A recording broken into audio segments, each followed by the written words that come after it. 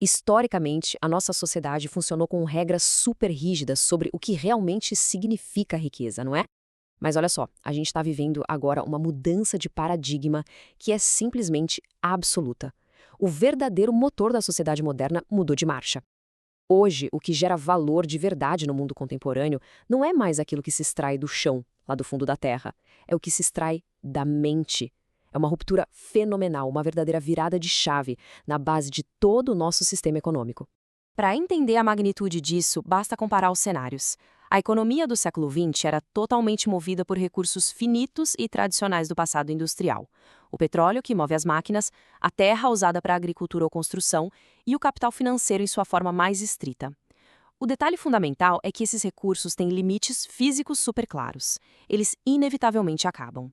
No entanto, na economia do século XXI, a base muda completamente para recursos intangíveis e, o mais importante, infinitos: o capital intelectual, a criatividade e a cultura humana. Trata-se de uma transição monumental daquilo que é palpável para aquilo que é puramente mental.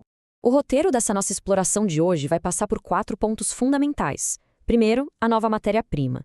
Depois, os 4 grandes setores.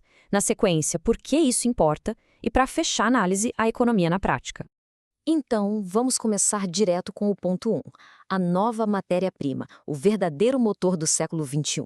Quando se fala em economia criativa, muita gente logo pensa naquela expressão artística meio solitária, sabe? O artista trabalhando sozinho na sua tela. Mas não é só isso. É a transformação metódica de ideias, de cultura, de conhecimento e de tecnologia em produtos e serviços que geram um valor real, e valor tanto econômico quanto social. O ponto crucial aqui é entender que a criatividade deixou de ser apenas um talento nato ou um passatempo de fim de semana. Ela se consolidou como um modelo de negócios altamente formalizado, muito bem estruturado e com um potencial de escala simplesmente sem precedentes. Passando para a nossa parte 2, os 4 grandes setores, seguindo a classificação exata da Ungstat. Essa nova economia é gigante e se apoia em 4 grandes pilares. Primeiro, o patrimônio, que basicamente preserva o nosso passado através do artesanato, das festas populares e daqueles sítios culturais maravilhosos, como os museus. Depois, vem as artes, que dão vida e cor à música, à pintura, à escultura e ao teatro. Em terceiro lugar, temos a mídia, que domina o consumo de informação e entretenimento. Pensem nos livros, na literatura em geral, no rádio e, claro, no cinema. E, por fim, as criações funcionais, que moldam o nosso dia a dia prático, desde o design de interiores e arquitetura até a criação de softwares e jogos digitais. Resumindo a obra, é um ecossistema incrivelmente vasto. O que nos leva à parte 3 da nossa análise. Por que isso importa? Vamos falar do impacto socioeconômico de tudo isso. Antes da gente simplesmente listar os motivos, surge uma questão que é central aqui. Por que exatamente essa mudança econômica está acontecendo bem agora, neste exato momento da história? E mais do que isso, quais problemas ela de fato resolve? O que está empurrando a nossa sociedade daquele modelo antigo e restritivo para essa nova estrutura criativa e completamente democratizada? Bom, a resposta a essas perguntas se apoia em 4 pilares vitais. Número 1, inclusão e diversidade, que ajudam a descentralizar a riqueza global. Número 2, a sustentabilidade, que já é inerente a um modelo focado no intelecto. Número 3, uma rápida geração de emprego, impulsionando novos empreendedores em um dos setores de maior crescimento no mundo. E, por fim, o número 4, que é o casamento perfeito e super necessário com a tecnologia. É muito fascinante notar mais de perto esse fator da sustentabilidade, porque é totalmente diferente daquela indústria tradicional pesada, que exige a extração constante de minérios ou uma exploração da terra que frequentemente se torna insustentável. O estoque da criatividade humana, ele é infinito.